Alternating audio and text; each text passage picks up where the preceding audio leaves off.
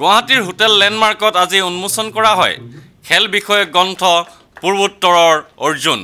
ক্ৰীড়া সাংবাদিক বিপুল বৰ্মনে লিখি উলিওৱা গ্ৰন্থখনত উত্তৰ পূব ভাৰতৰ 8খন ৰাজ্যৰ 26 গৰাকী অৰ্জুন বঁটা বিজয়ী মহান খেলুৱৈৰ জীৱন কাহিনী সামৰি লোৱা হৈছে। গাম্ভীৰ্যপূৰ্ণ উন্মোচনী অনুষ্ঠানত গ্ৰন্থখন উন্মোচন কৰে ভাৰতৰ প্ৰাক্তন টেষ্ট ক্ৰিকেটাৰ কিৰণ মুৰে। ग्रंथखन उन्मोचन करी किरण मुरे डांगरिया कय बहुत अच्छा कॉन्सेप्ट किया है क्योंकि अर्जुन अवार्ड का बुक निकालना मुझे लगता नहीं मैं पहली बार देखा है कि स्पेशली नॉर्थ ईस्ट के लिए जो 26 विनर है अर्जुन विनर्स है उसके लिए बुक निकाला है।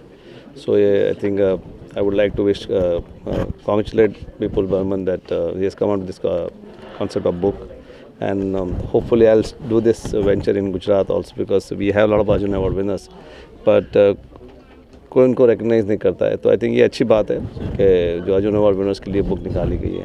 तो आई थिंक ये पहली बुक मैंने देखी है इंडिया में तो वो अच्छा लगता है और ऐसी बुक्स पूरे इंडिया में भी निकले और एक इंडिया की भी बुक मैं सोचता हूँ कि विपुल को मैं सजेस्ट करूँगा कि इंडिया के लिए एक बुक निकालो कि सारे अर्जुन अवार्ड विनर्स हैं उनके लिए एक बुक निकाल सकते हैं। पूर्वोत्तৰৰ অৰ্জুনত খেলুৱৈসকলৰ সংক্ষিপ্ত জীৱন কাহিনীও পাব বুলি প্ৰকাশ কৰে লিখক বিপুল বৰ্মনে কয় মই 2004 চনত প্ৰথমখন গ্ৰন্থ লিখিছিলো উত্তৰ পূৰ্বাঞ্চলৰ মহান অলিম্পিয়ানসকল আৰু তাৰ পিছত মই সুযোগ পাইছিলো যে আমাৰ ভাৰতীয় ফুটবলৰ ৰাজপুত্ৰ বাইচুং ভুটিয়াৰ আত্মজীৱনী লিখা এখন মই 2006 চনত লিখিছিলো আৰু এই দুইখন গ্ৰন্থৰ যি পাঠক ৰাইজে আদৰি লোৱাৰ পিছত এবাৰ মই আজি তৃতীয়খন গ্ৰন্থ উন্মোচন হ'ল। এখন হ'ল আমাৰ গোটেই 8খন ৰাজ্যৰ উত্তৰ পূৰ্বাঞ্চলৰ অৰ্জুন বঁটা বিজয়ীসকলক লৈ লিখিছো।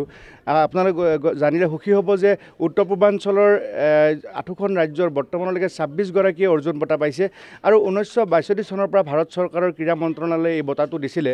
গতিকে 52 বছৰত 26 জনে এই বঁটাটো পাইছে। গতিকে মই যথেষ্ট উৎফুল্লিত হৈছোঁ আৰু আনন্দিত হৈছোঁ এইকাৰণে যে আজি টিম ইণ্ডিয়াৰ টেষ্ট তাৰকা ক্ৰিকেটাৰ এসময়ৰ আৰু BCCIৰ প্ৰাক্তন সিলেকশ্যন কমিটিৰ চেয়াৰমেন কিৰণ মুৰে তেখেতে বৰোদাৰ পৰা আহি গুৱাহাটীত উপস্থিত হৈ আমাৰ এই কিতাপখন উন্মোচন কৰাৰ কাৰণে মই বিশেষ আনন্দিত অনুভৱ কৰিছোঁ। ইতিমধ্যে মানে ৰাষ্ট্ৰপতি ভৱনৰ লগত যোগাযোগ কৰা হৈছিলে আৰু এপ্ৰিল মাহত এই কিতাপখনৰে ইংৰাজী সংস্কৰণটো উদ্বোধন কৰা হ'ব নতুন দিল্লীত আৰু এইখিনি নৰ্থ ইষ্টৰ কামখিনি প্ৰথমতে মই কৰি ল'ম কাৰণ এইখন 26 গৰাকী অৰ্জুন এৱাৰ্ডি আছে আৰু এই বছৰ অৰ্জুন এৱাৰ্ড আমি শিৱ থাপায়ো পাব বুলি আমি আশা কৰিছোঁ। গতিকে এইখিনি উন্মোচন কৰাৰ পিছত তাৰপিছত কিৰণ মুৰে ডাঙৰীয়া মোক বহুত দিনৰ পৰাই কৈ আছে যে গোটেই ভাৰতবৰ্ষৰ অৰ্জুন এৱাৰ্ড এইটো খুব সহজ কথা নহ'ব।